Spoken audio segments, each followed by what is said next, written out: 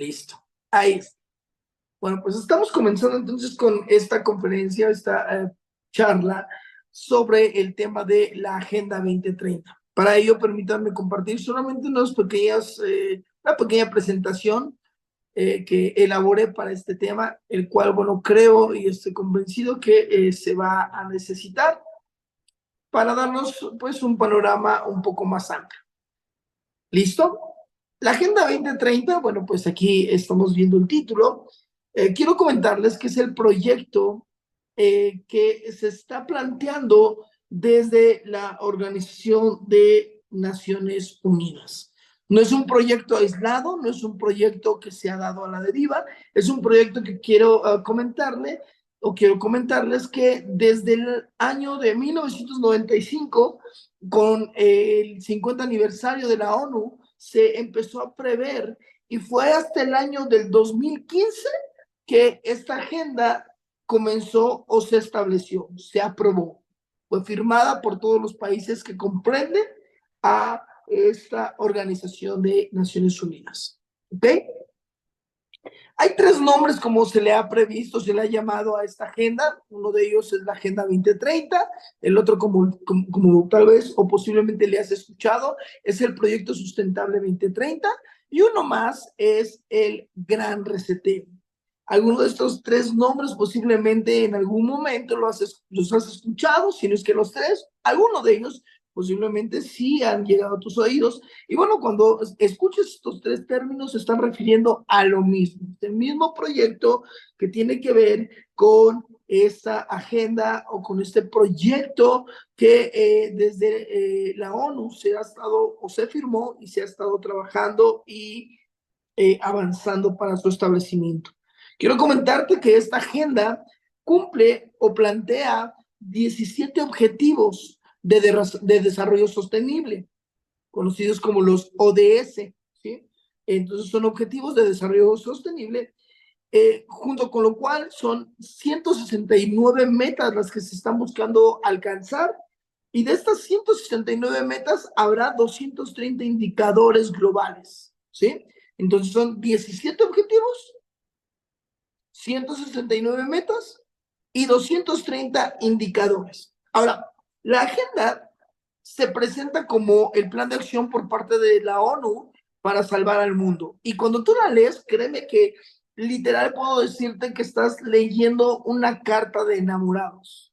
O sea, el proyecto sostenible o la Agenda 2030 o el Gran Reseteo, cuando tú empiezas a leer, cuando empiezas a leer el primer objetivo, en verdad, tú puedes estar, parecería que tú puedes estar leyendo una carta para un enamorado o para un enamorado. ¿Mm? Puesto que te hace planteamientos muy utópicos, la realidad, pero que de alguna manera son planteamientos muy loables, muy bonitos, que cuando tú los lees o cuando cualquier persona los lee, pues obviamente se quedan con un buen sabor de boca diciendo, pues sí me gustaría que esto suceda, que esto se alcance. Ajá. Hay un lema que es el lema central de esta agenda, el cual, bueno, pues es el siguiente: no dejar a nadie atrás. Este es el lema central de esta agenda: no dejar a nadie atrás. Ajá. Y este lema, quiero decirte que comenzó a popularizarse cada vez más en el proceso de la pandemia. ¿Ok? Por tal motivo, como yo te comentaba, bueno, pues es un proyecto que no es aislado, es un proyecto que se está buscando establecer a nivel internacional. Todo el mundo lo está trabajando y en este proyecto se están involucrando organizaciones mundiales como la ONU, como el Banco Mundial. Obviamente a la par también están involucrándose familias de grandes magnates, ¿no? Como los Rockefeller, como los Gates, como la familia Soros y otros más, ¿verdad? Los cuales, bueno, pues están no solamente haciendo todo un proyecto, o no solamente tiene que ver con un proyecto filosófico, ideológico, sino que también detrás de este proyecto hay un gran financiamiento. mucho dinero se está moviendo detrás de este proyecto. Escuchen un momento, quisiera leer un poco el planteamiento que hacen sobre este proyecto sustentable 2030. Este es el planteamiento que hizo la ONU sobre este proyecto. Ellos señalan lo siguiente: estamos resueltos a poner fin a la pobreza y al hambre en este mundo de aquí al año 2030, a combatir la desigualdad dentro de los países y entre ellos, a construir sociedades pacíficas, justas e inclusivas, a proteger los derechos humanos y las niñas, perdón, a proteger los derechos humanos y promover la igualdad entre los géneros y el empoderamiento de la mujer y las niñas, y a garantizar una protección duradera del planeta y de sus recursos. Así que cuando tú lees esto, cuando tú escuchas esto que te estoy leyendo, sin duda, como yo te decía, estás leyendo una carta a un enamorado, porque pareciera que lo que tú estás leyendo, por muy utópico que se vea, te lo plantean de una manera que tú terminas diciendo, sí, sí, sí, que se haga esta agenda, que funcione esta agenda, que se genere esta agenda. Ahora, ¿cuáles son los 17 objetivos que plantea la Agenda 2030?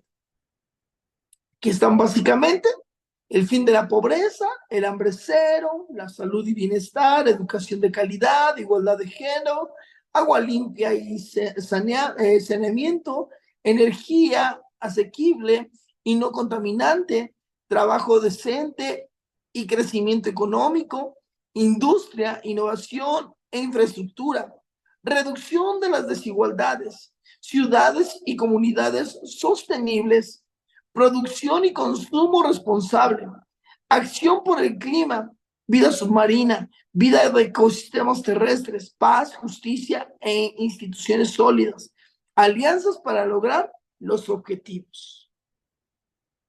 Permítame regresar. Así que hasta este momento, lo que leemos, si tú te das cuenta, son objetivos muy loables. Porque ¿quién de nosotros, de los que estamos aquí, no podríamos decir que efectivamente desearíamos que hubiera fin a la pobreza, ¿verdad? ¿Quién de nosotros no desea ponerle fin a la pobreza? ¿Quién de nosotros no desea que no exista hambre en el mundo? ¿Quién de nosotros no nos gustaría o no desearía que exista educación de calidad? ¿Quién de nosotros no desearía que haya mejores sistemas de salud? Todos, ¿verdad? Por tal motivo, el punto de esto no es que estos objetivos planteen cosas descabelladas, cosas feas, crueles. No, no, no, no, no. Sino que cuando tú lees los objetivos plantean cosas muy bonitas. Pero como yo te lo decía hace un momento, utópicos, inalcanzables. Y en este punto, lo más importante, como en todo documento legal, no tiene que ver con las letras grandes, ¿verdad? Las letras grandes no son las importantes. Cuando tú y yo vamos a firmar un documento, siempre nos dicen que tenga cuidado con qué, con las letras chiquitas, ¿verdad? Porque esas pequeñas letritas son las que hacen la gran diferencia. Así que ante ello, debemos entender que tanto los 17 objetivos como las 169 metas que están planteando o que se están presentando dentro de esta Agenda 2030 obedece a 5 P's. ¿Cuáles son esas 5 P's? Obedece a la atención de personas, del planeta, de la prosperidad, de la paz y de los partnerships, que quieren decir las alianzas. ¿Ok? Obedece a estas 5 P's. Estos 17 objetivos y 169 metas buscarán que estos 5 P's puedan ser trastocadas. ¿Sí? Y es aquí entonces donde comienza el tema de las letras chiquitas.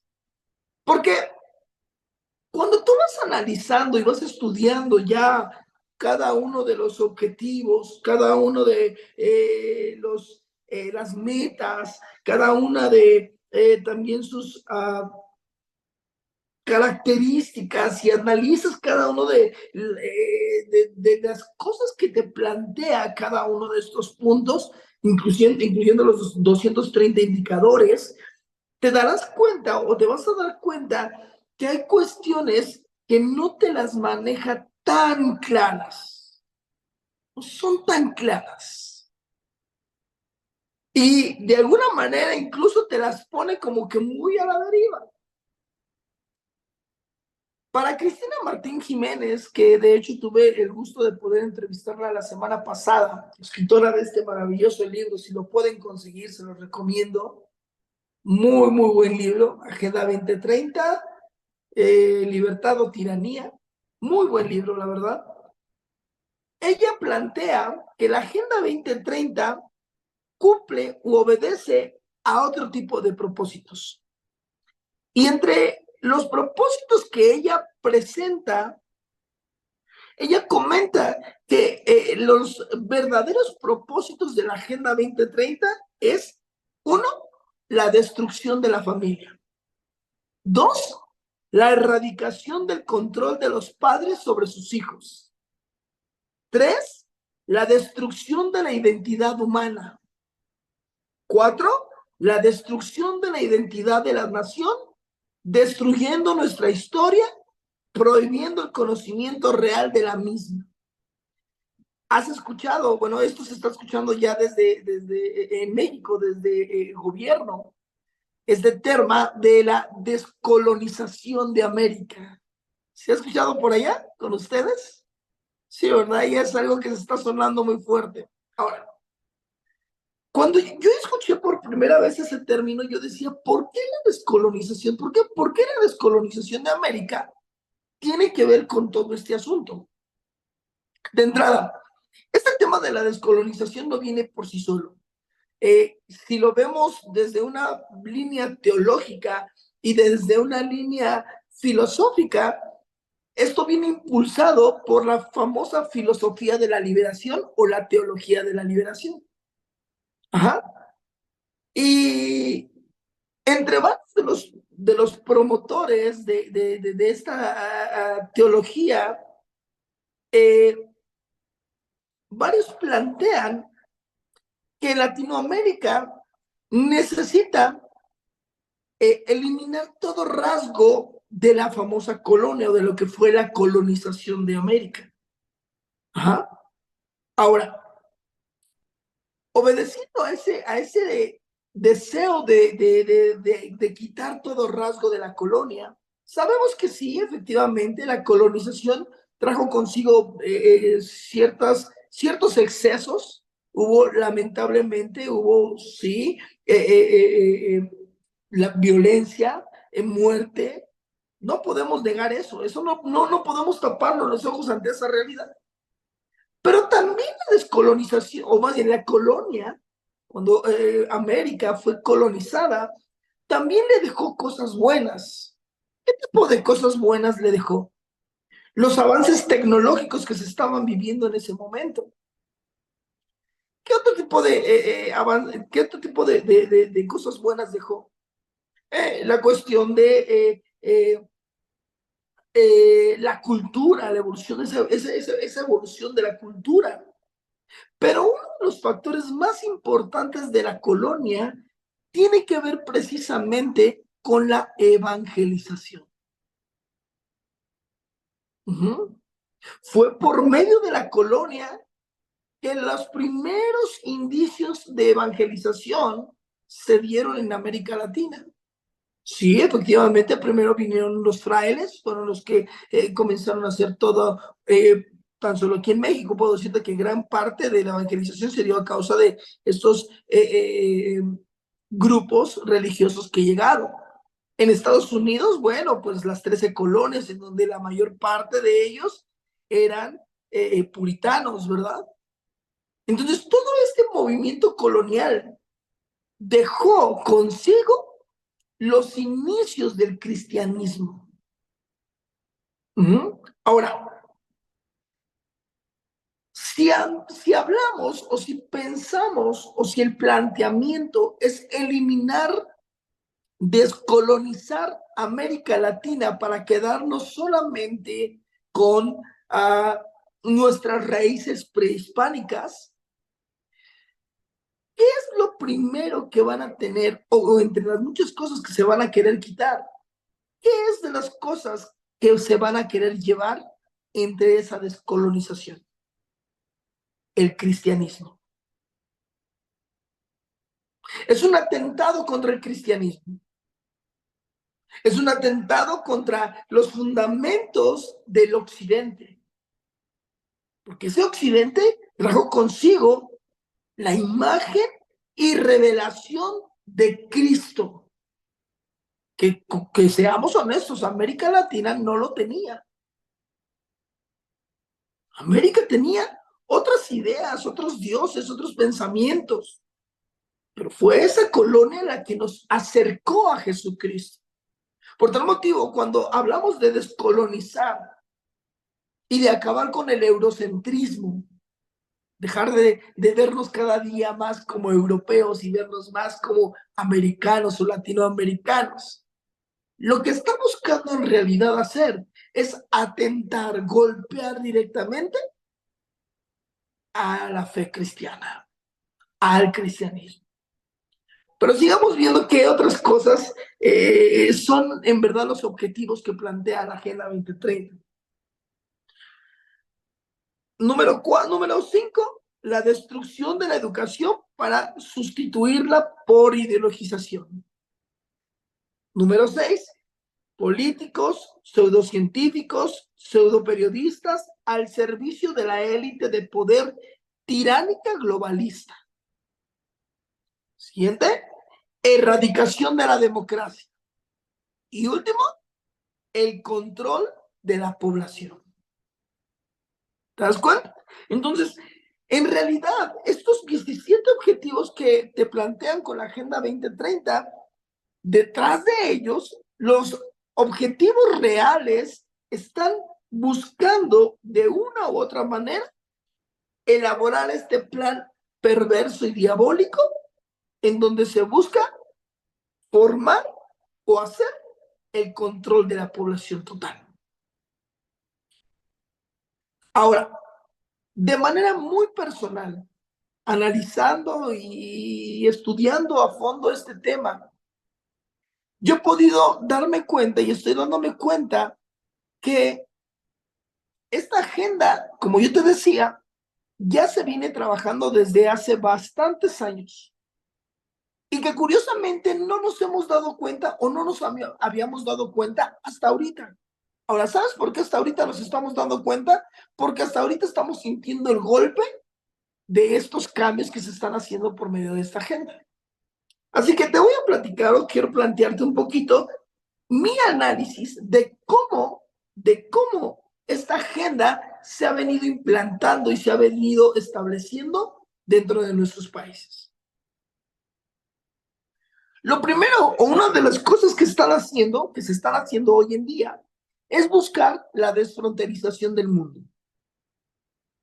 ¿Cuál es la vía? Las grandes migraciones que se están dando, las migraciones masivas que estamos viendo.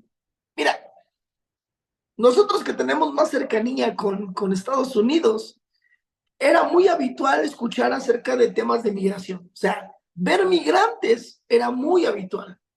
Pero quiero decirte que la forma en como nosotros veíamos migrantes eran 10 personas migrantes, 50 migrantes, 100 migrantes.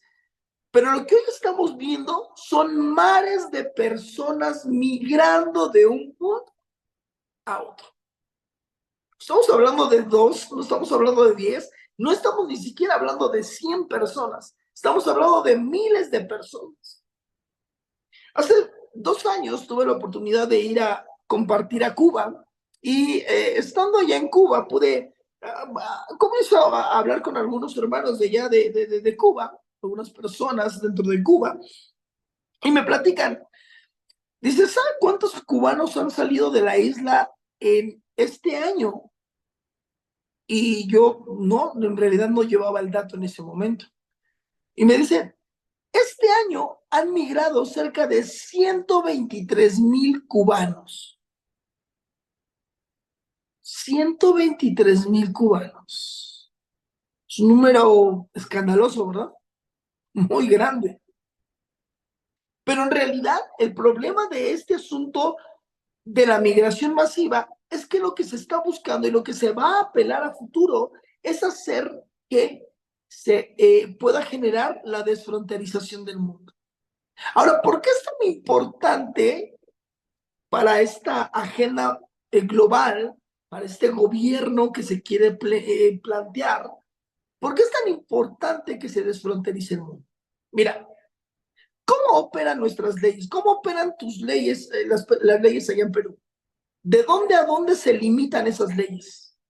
En México, nuestras leyes se limitan hasta la frontera de Estados Unidos y hasta la frontera de Belice y Guatemala. Esos son los límites de nuestras leyes. Hasta esos dos límites, nuestras leyes operan. Fuera de estos límites, ya nuestras leyes ya no funcionan, son otras leyes. ¿Qué sucede o qué sucedería si eliminamos las fronteras de todo el mundo? ¿Con qué leyes nos quedamos? No habrá leyes. Y entonces, una vez que el mundo se comienza a desfronterizar, será necesario establecer un gobierno mundial. ¿Te das cuenta? Pero como todo gobierno mundial necesita economía, pues comencemos ya a hacer los experimentos y las pruebas para manejar o para establecer una economía mundial. Y por ahí están sonando moneditas, ¿verdad? Los Bitcoin, el euros, están sonando. Son monedas que se están empezando a escuchar, ¿verdad? Entonces, tenemos la desfronterización del mundo. Junto con ello, se establece un gobierno mundial, el cual va a tener una economía mundial, pero que al mismo tiempo, los dos más grandes poderes de toda nación, de todo gobierno, es la parte política, el gobierno y la religión. Se va a requerir entonces también establecer de alguna forma una religión mundial. Y quiero decirte que hoy en día se habla de la religión mundial de este siglo, del siglo XXI. ¿Y cómo se llama esta religión mundial? El ecologismo. Apadrinado por la nana Pacha. ¿Te das cuenta? Tenemos gobierno mundial, tenemos economía mundial, tenemos religión mundial. Y día a día esta religión mundial está llevando a miles y miles a seguirle, ¿verdad? Hoy todos los medios están buscando hacer de esta sociedad una sociedad que para el año 2030 se convierta en una sociedad vegana, ¿verdad? Y cada vez es más popular ver estos memes en donde aparece la vaquita llorando, casi diciendo, ¿por qué me comes, verdad? Cosas así. Porque lo que se está buscando hacer es que todo el mundo, de aquí al 2030, sea parte de esta religión. Se vuelva ecologista al mismo tiempo que se vuelva vegano, al mismo tiempo, porque el ecologismo no va solito, el ecologismo va de la mano con el veganismo, el ecologismo va de la mano con el ambientalismo. Entonces, no viene solito. Por tal motivo, ante estos principios, bueno, nos estamos dando cuenta que ya hay avances. Todo eso que te estoy platicando no es algo que está por venir, es algo que ya se está implementando, que ya está pasando, que ya lo podemos ver, ya lo podemos percibir. ¿Mm? Y ante ello, bueno, pues obviamente Y tristemente, muchos aún ni siquiera despiertan del sueño en el que se encuentran. Ni siquiera puedo decirles que hay mucha gente que ni siquiera ha escuchado estos términos y nunca ha escuchado hablar de lo que significa esto o de lo que es la Agenda 20. ¿Okay? Quiero tomar un momento, no sé si hay alguna pregunta, alguna duda hasta este punto. ¿Vamos bien? Muy claro, Jorge. Perfecto. Entonces, hasta este momento vamos muy bien. Como yo te decía, ya tenemos desfronterización del mundo, establecimiento de gobierno mundial, establecimiento de economía mundial, establecimiento de religión mundial. Pero hay un gran problema. Y el gran problema es que para poder cumplir con esos 17 objetivos, tenemos que ver de qué manera podemos generarlo. Porque, bueno, si hablamos de que vamos a acabar con la pobreza a nivel mundial, el punto es, ¿vamos a volver ricos a todos los pobres? ¿Les vamos a dar dinero a todos los pobres para que dejen de ser pobres? No. Entonces, ¿cuál es la vía que se va a utilizar para acabar con la pobreza mundial, para acabar con el hambre cero, para poder llegar al hambre cero, para poder hacer todo lo que los 17 objetivos de la Agenda 2030 nos plantean? Fácil. Comencemos a trabajar con la disminución de la tasa poblacional. No es que le vamos a dar de comer a todo el mundo, es que vamos a reducir el número de habitantes para que nos alcance para todos. ¿Te das cuenta? Y aquí entonces comienza la parte diabólica de todo este proyecto. Porque ¿cómo hacemos o de qué manera se va a trabajar para poder disminuir la tasa poblacional? Punto uno, comencemos una campaña a nivel mundial para despenalizar y para legalizar el aborto y la eutanasia. En el aborto son los hijos los que, perdón, son los padres los que deciden por la vida de los hijos. Pero en la eutanasia son los hijos los que deciden por la vida de los padres. Y quiero decirles algo, ya en Europa se han dado casos en donde están pasando situaciones en donde los hijos, al ver a su padre ya una persona de edad, con una gran herencia, hablan entre ellos y deciden entonces llevar al papá a que le practiquen la eutanasia.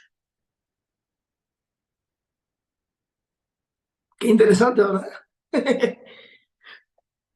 ¿Qué más? Lo que podemos ver también junto con esto es que con la despenalización del aborto y de la eutanasia, bueno, se va a buscar hacer una reducción de la población. Pero esto no es suficiente, somos millones de habitantes. Por tal motivo, necesitamos implementar otras estrategias. Esta es una. Segunda estrategia, populariza la vida alternativa y los nuevos modelos familiares, como lo in, como lo cool, como lo de este tiempo. Y entonces comienza a hacer una campaña contra la heterofobia. ¿Verdad? Porque ahora es el modelo que se está utilizando, ¿verdad? ¿Cómo? ¿Eres heterosexual? No, estás mal, eres retrógrada, estás equivocado. Pero porque ya están comenzando con toda esta campaña. Se está despenalizando el aborto, se está despenalizando la eutanasia, pero ahora también se está popularizando el estilo de vida alternativo. Y de pronto, lo que comenzó con un festejo de un día, el Día del Orgullo Gay, hoy se ha convertido en un mes, el mes del orgullo gay. ¿Te das cuenta? Y la pregunta sería aquí, ¿orgullo de qué tienen? Lo que muy pocos desconocen, o lo que muy pocos saben más bien, es que cuando hablamos de este tema del colectivo LGBT, existe una gran diferencia entre los partidarios del colectivo LGBT y las personas que tienen un estilo de vida alternativo. Hay muchas personas que, siendo homosexuales, lesbianas, etc., etc., no están de acuerdo con los planteamientos del colectivo LGBT. Porque el colectivo LGBT obedece más a temas políticos que a un estilo de vida. Por eso que tú te vas a dar cuenta, y créeme, yo me he encontrado con muchas personas que son homosexuales, son lesbianas, o tienen un estilo de vida alternativo, y que literal me han dicho, no, no, yo no necesito de esto que están diciendo, esto que necesitamos. O sea, no, para mí eso no es importante. Pero como esto obedece a un tema político, le están dando mucha publicidad y mucha promoción. Y vuelvo otra vez, esto lo estamos viendo desde México, pero yo estoy completamente seguro que en Perú está igual. ¿Por qué? Porque se está utilizando el mismo móvil, porque estamos hablando del mismo pulpo, teniendo sus tentáculos y metiendo sus tentáculos en todas las áreas posibles, pero siempre haciendo lo mismo. Caso claro, Francia.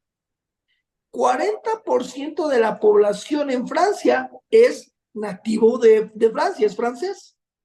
60% de la población francesa son migrantes. Holanda, Alemania, Inglaterra, todos los países europeos están entrando en esa misma línea. Hacia esa misma dirección se están encaminando. Porque vuelvo otra vez, el móvil es el mismo.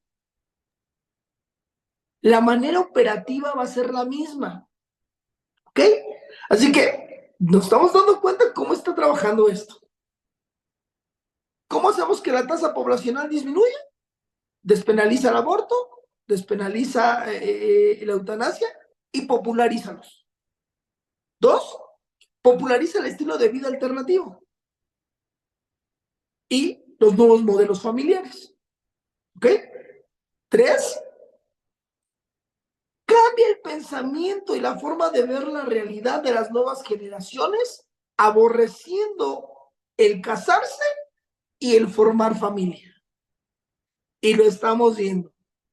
Hablemos con nuestros jóvenes, hablemos con nuestros adolescentes, y se está viendo cada día más este pensamiento entre nuestros jóvenes, aún cristianos, aún de iglesias, que nos dicen, yo no quiero casarme, yo no quiero tener familia, no, yo quiero ir a viajar, yo quiero conocer el mundo, yo quiero terminar mi carrera y ganar dinero y tener una mejor vida.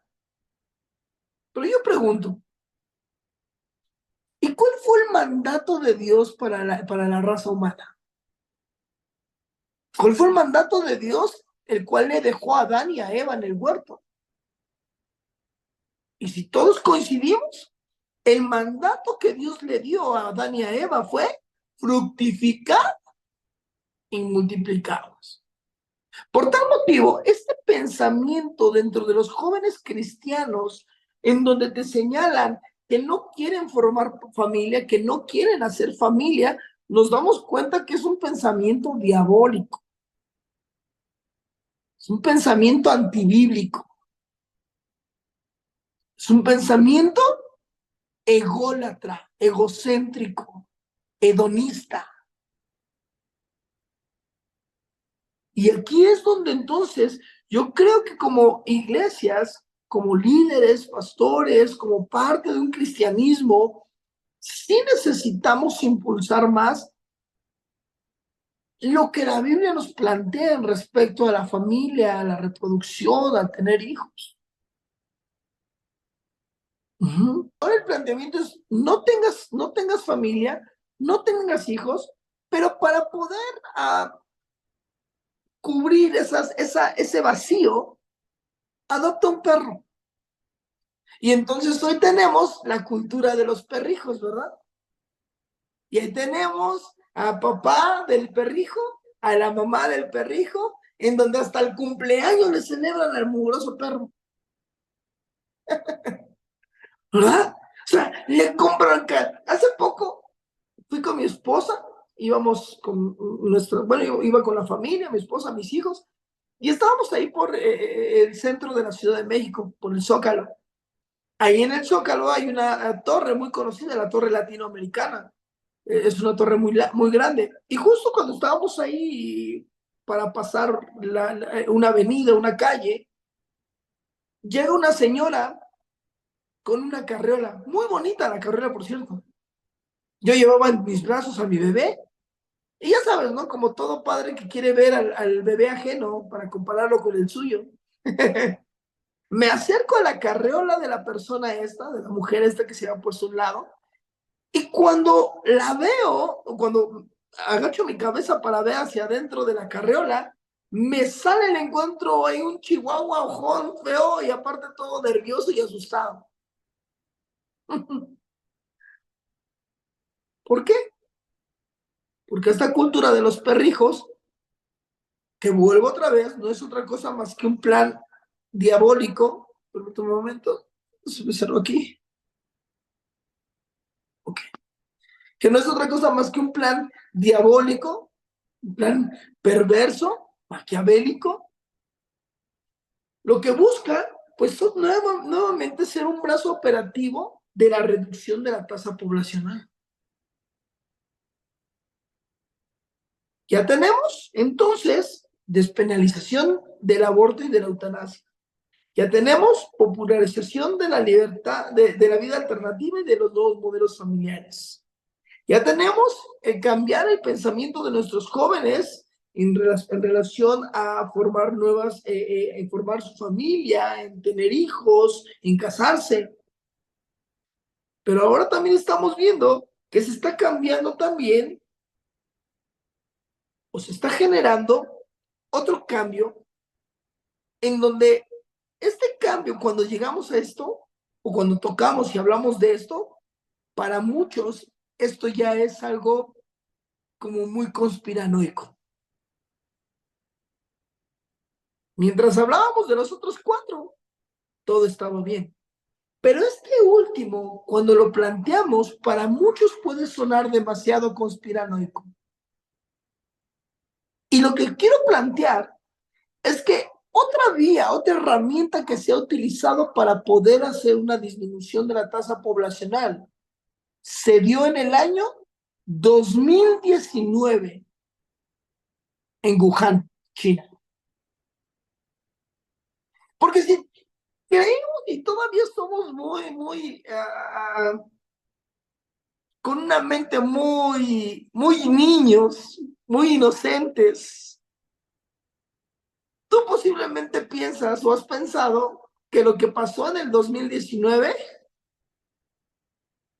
fue algo natural. Y yo quiero decirte que no, no fue nada natural. Noviembre de 2019 aparece el paciente cero en Wuhan, China. Pero para el septiembre del año 2019, mismo año, meses antes, Bill Gates hace un evento conocido como el evento 201 en Estados Unidos.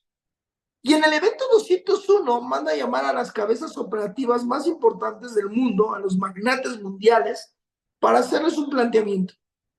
¿Qué harían ustedes si apareciera un virus que acabara con la población mundial? O estuviera acabando con la población mundial. ¿De qué manera lo enfrentamos? Y fueron 3 días en donde todo el tema se movilizó sobre ello. Curiosamente, eso fue en septiembre. Para noviembre del año 2019 aparece el primer paciente. Ahora, ¿dónde apareció? China, ok. Wuhan, ok. ¿Fue cualquier tipo de ciudad? ¿Wuhan es cualquier tipo de ciudad? ¿O Wuhan es una ciudad no importante? Quiero decirte que la ciudad de Wuhan es importante porque en ella se encuentra uno de los laboratorios más grandes a nivel mundial sobre estudios de virus y bacterias. ¿Te das cuenta? Ahora, ya en la operación, en cómo se manifestaba este tema de este virus, nunca se había habido o nunca se había visto y dado que un virus tuviera la capacidad de mutación como este lo tuvo.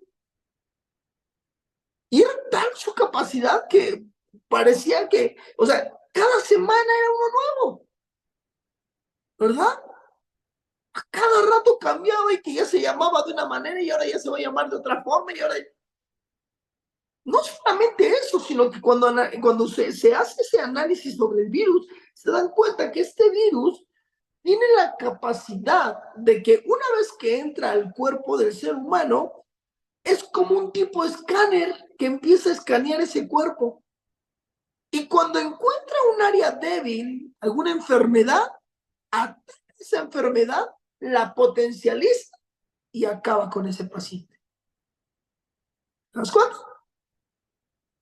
Entonces, todo esto no parte de la nada, no viene de la nada.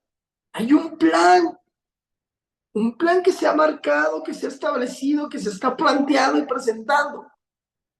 Y es ahí entonces en donde nos damos a la tarea de tomar decisiones. ¿Qué hacer? Quiero decirte que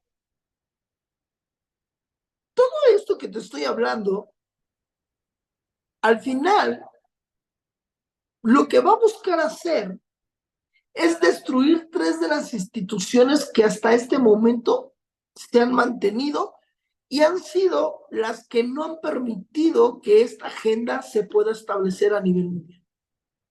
¿Cuáles son esas? La familia, el cristianismo o la religión y la soberanía de las naciones, los gobiernos. Estas tres instituciones son las que hasta este momento han impedido que esta agenda se pueda establecer. Pero con todas estas herramientas de ataque que se han estado generando, día a día están debilitando a estas tres.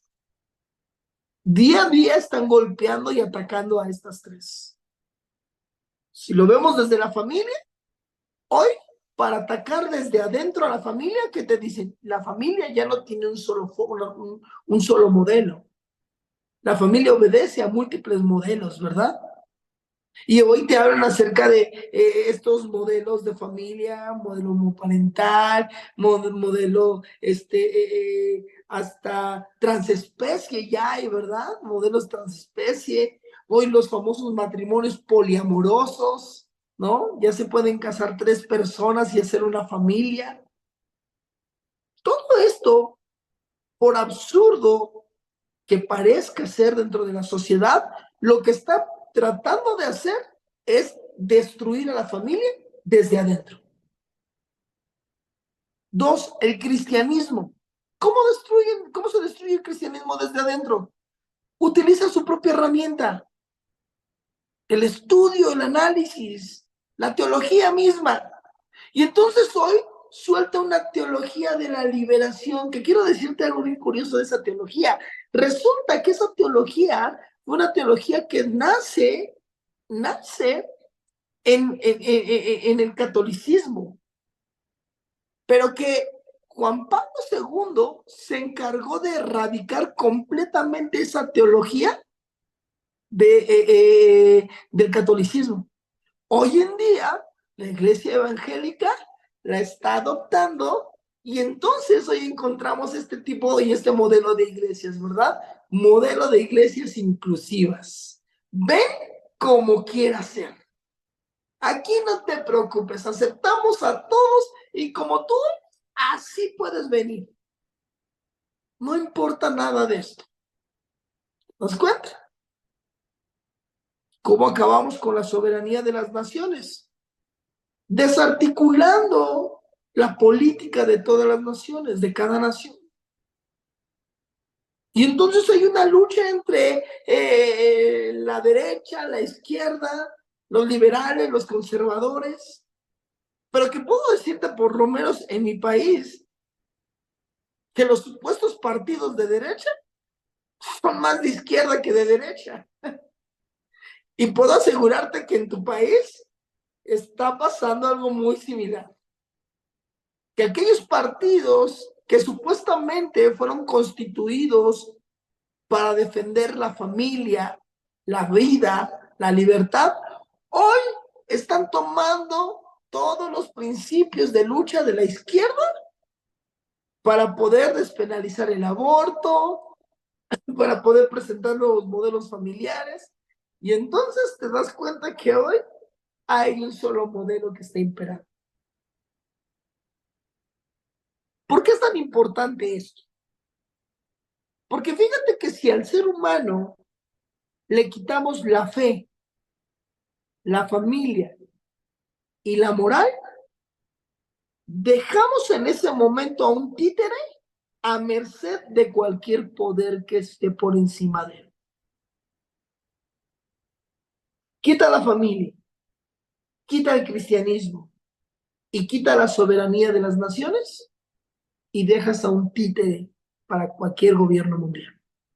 Ahora el planteamiento es, incluso no es algo que esté oculto, ya han salido reportes y oficialmente ya se dijo que efectivamente ciertas vacunas de las que se soltaron, ciertas marcas, sí, efectivamente generaron daños en aquellos que se los pusieron.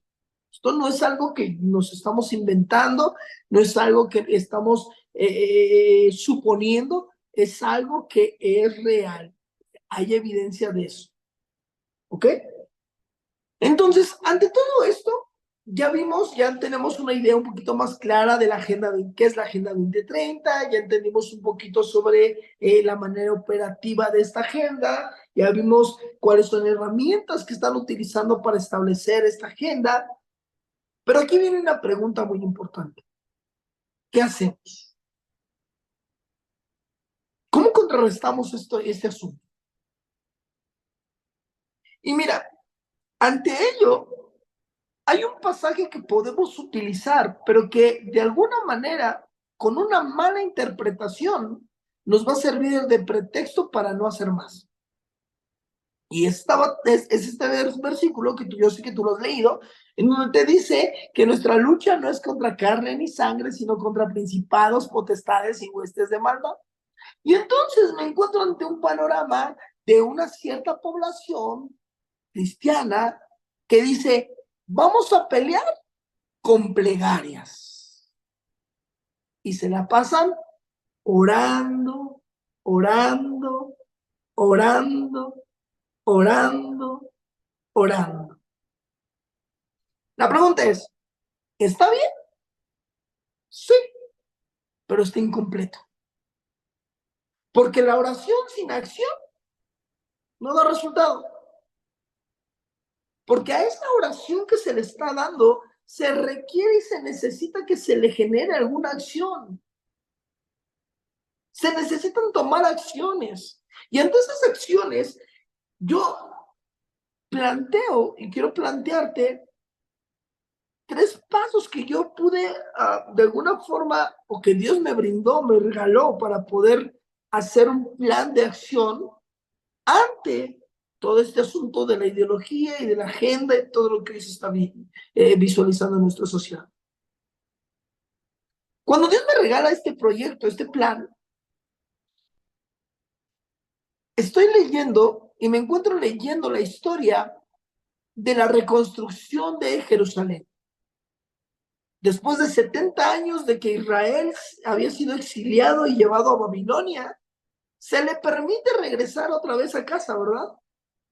Y en su retorno se dan cuenta que la ciudad, que las ciudades, que todo está desquebrajado, que todo está destruido. Y entonces ahí comienza el tema. ¿Qué hacemos? Y Dios entonces levanta a 3 personajes muy importantes para esta reconstrucción. El primero, Zorobabel. Zorobabel, el cual es nombrado gobernador. Y entonces cuando empieza todo este proyecto de reconstrucción, se le da la encomienda de reconstruir el templo de Jerusalén. Ahora, cuando tú y yo analizamos lo que significa el templo, tú y yo sabemos que para el Antiguo Testamento el templo tenía que ver con una estructura, un edificio, un lugar. Pero para el Nuevo Testamento, el templo deja de ser un edificio y se convierte en una persona. Porque ahora nosotros somos templo del Espíritu Santo, ¿verdad? Por tal motivo, ¿cómo hacemos? ¿De qué manera contrarrestamos todo esto que se está generalizando y todo este ataque sistemático que se está organizando? Hagamos lo que es Zorobabel. Reconstruyamos el templo.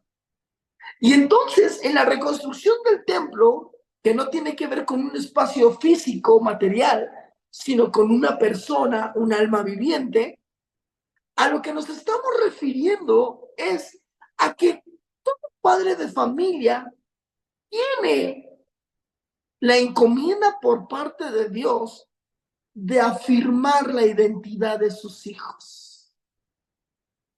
No hay manera más certera que una persona va a poder tener para poder ayudar a sus hijos que fortaleciendo su identidad.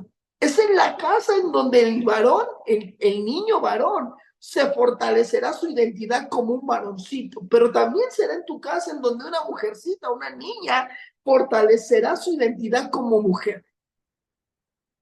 Mira, yo he servido, por muchos años serví en el área de jóvenes dentro de mi congregación.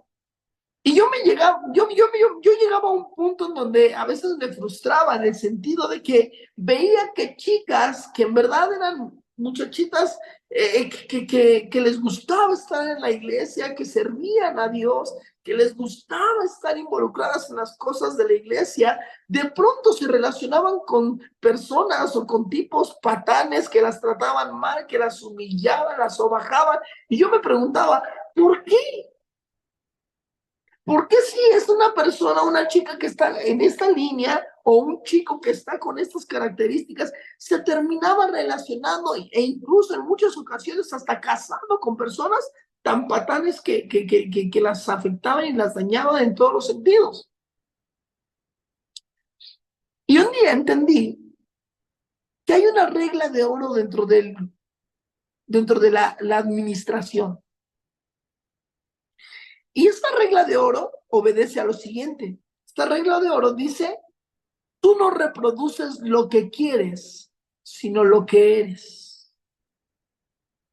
Por tal motivo, todas estas personas, estas chicas y estos chicos que terminan en esta condición, acercándose o relacionándose con personas que en lugar de ayudarles los terminan tronando y acabando,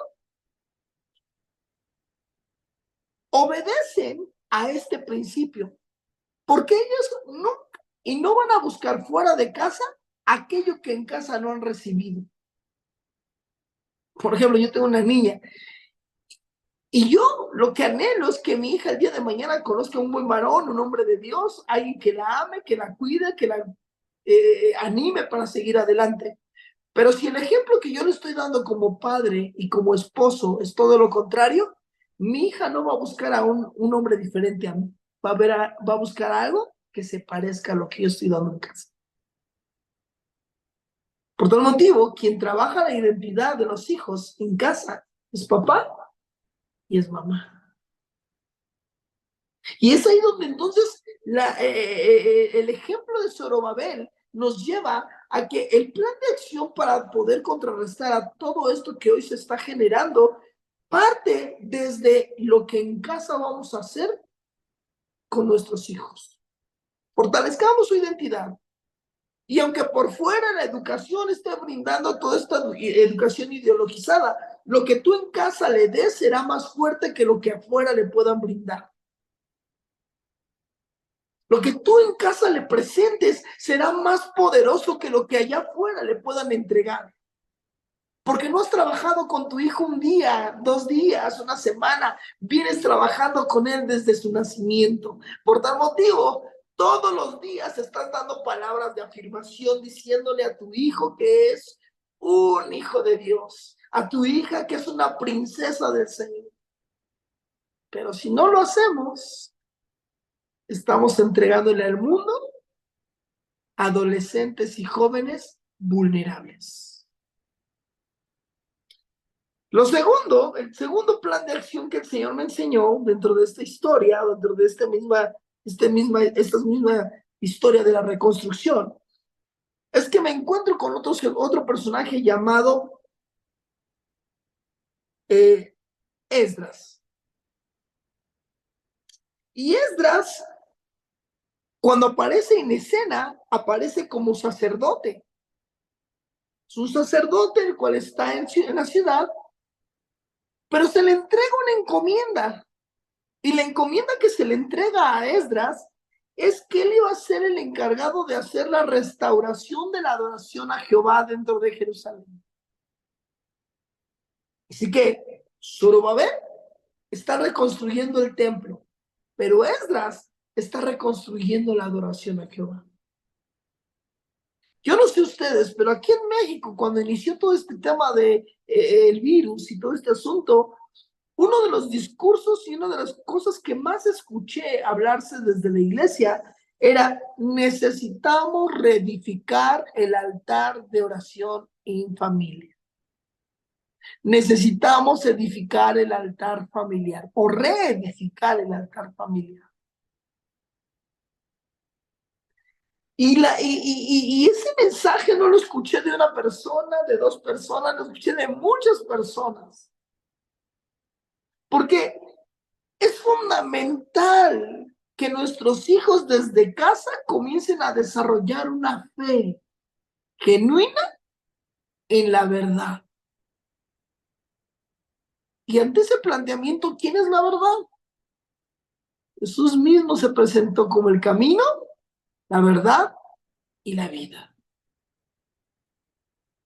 Cuando tú y yo desde casa estamos fortaleciendo esto, hemos reedificado el altar familiar, puedo asegurarte que cuando nuestros hijos salgan a la intemperie de este mundo, por más basura que el mundo le quiera tirar, su identidad está fortalecida, pero también su fe está edificada en la roca que es Cristo. No solamente estamos hablando de la materia, estamos hablando del alma, estamos hablando de lo espiritual. Pero estas dos solamente son 2 acciones o dos puntos de este plan de acción. Hay un tercer punto de este plan de acción. Y este tercer punto es que necesitamos, bueno, pensando nuevamente y estudiando nuevamente este tema que tenía que ver con la reedificación de Jerusalén, me encuentro con un tercer personaje, Nehemías. Zorobabel reconstruye el templo. Esdras reconstruye la adoración. Pero Nehemías, siendo el copero del rey, comienza a tener una inquietud por cómo se encuentra Jerusalén con las murallas destruidas. Y entonces se acerca al rey, Dios pone gracia en él y lo mandan a reconstruir las murallas. Por tal motivo, lo que Nehemías me enseñó y lo que Dios me enseña a través de Nehemías es que como padres necesitamos reedificar murallas alrededor de nuestras familias. Nosotros como padres somos los primeros que tenemos que estar analizando qué es lo que ven, qué es lo que escuchan, qué es lo que hablan, con quién hablan vía WhatsApp o Facebook, qué tipo de programación es la que están viendo, qué tipo de cosas son las que se quieren infiltrar en la casa. Y cuando tomamos esa tarea seria de ser y de reedificar esos muros, nos daremos cuenta que nada se va a meter a esa casa que no pase por ti primeramente. Nos